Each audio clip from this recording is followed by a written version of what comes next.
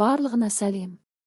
Бүгін біз Корей дорамаларының ішіндегі ерекше әрі жүрекке жақын туынды «Мен робот емеспін» жайлы әңгімелесеміз. Бұл дорама 2017 жыл шыққан, бірақ әлі күнге дейін көрерменнің сүйікті тізімінде. Оның басты ерекшелігі романтика мен комедияны тамаша үйлестіріп, сонымен бірге сенім, махаббат және адамгершілік тақырыптарын қозғауы. Басты кейіпкер Ким Мин Гю, ол жас әрі табысты кәсіпкер. Бірақ оның өмірінде бір үлкен проблема бар, ол адамдарға аллергиясы бар. Яғни біреумен жақын байланысса, оның денесі ауыр реакция беріп, өміріне қауіп төнуі мүмкін.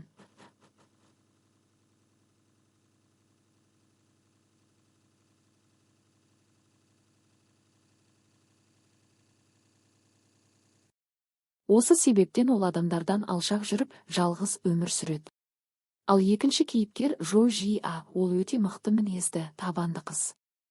Ол ақшалай қиындықтарға тап болып, бір сәтте ерекше ұсыныс алады, робот болып қызмет ету. Себебі жасалған ақылды робот сыртқы түрінен оған қатты ұқсайды. Бірақ робот уақытша істемей қалғандықтан Жи А нағыз адам бола тұра, роботтың рөлін сомдауға келіседі. Осылайша бай, жалғыздыққа бейім жігіт пен робот кейпіндегі қыздың арасында күтпеген оқиғалар мен сезімдер өрбиді. Оқиға желісі ерекше, робот пен адам арасындағы махаббат сияқты көрінгенімен, шын мәнінде бұл адам мен адам арасындағы сенім туралы әңгіме. Кейіпкерлердің ойыны басты актерлер Ю Сын Хо мен Чфе Су Бин өз рөлдерін өте сенімді алып шыққан. Әсіресе Жи Аның робот пен адам бейнесін қатар алып жүруі ерекше әсер қалдырады. Эмоцияға толы, күлкілі сәттер де бар, жүрек тебірентетін тұстар да жеткілікті. Бірде күлесің, бірде жылайсың. Мен робот емеспін, бұл жай ғана романтикалық комедия емес. Бұл дорама арқылы біз жалғыздық, сенімсіздік, махаббат пен шынайылық жайлы көп нәрсені түсінеміз. Егер сен комедия мен драма жанрын ұнатсаң, онда бұл туындыны міндетті түрде көру керек. Достар, егер осы дорама жайлы пікірің болса, комментке қалдыр. Тағы қандай дорамаларға шолу жасағанымды қалайсыңдар, соны да жазыңдар. Каналға жазылып, лайк басуды ұмытпаңдар. Баршаңызға сәлем, достар. Бүгін біз жапондық кино әлемінде ерекше орын алатын, көптеген көрерменді ойландырып әрі таңдандырған фильм Ганс 2011 жайлы толық шолу жасаймыз. Бұл туынды атақты мангаға негізделген, қиял мен философияны, экшн мен драманы қатар алып жүрген ерекше фильм. Егер сізге өмір мен өлім, таңдау мен тағдыр, адамзат пен бөтен күштер туралы терең ой қозғайтын картиналар ұнаса, экраннан алыстамаңыз, біз бәрін егжей-тегжейлі талқылаймыз. Фильмнің басы көрерменді күтпеген жерден ұстап алады. Біз екі жас жігітпен танысамыз. Курона Кэй өз өміріне мән бермей жүрген, кейде өзімшілдеу жас жігіт. Като Масару керісінше әділеттілік пен адамгершілікті бәрінен жоғары қоятын тұлға. Екеуі метро станциясында кездейсоқ жолығады. Сол жерде мас адамды пойыз астынан құтқармақ болғанда өздері де мерт болады. Бірақ өлім олар үшін шын мәнінде аяқталу емес еді. Көздерін ашса, екеуі белгісіз бөлмеде отыр. Ол жерде тағы бірнеше адам бар, ал бөлменің ортасында үлкен қара шар. Бұл Гэнтіз.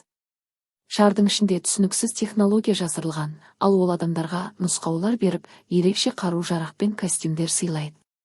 Енді Курона мен Като және басқа жиналғандар тірілер емес, бірақ өлгенде емес.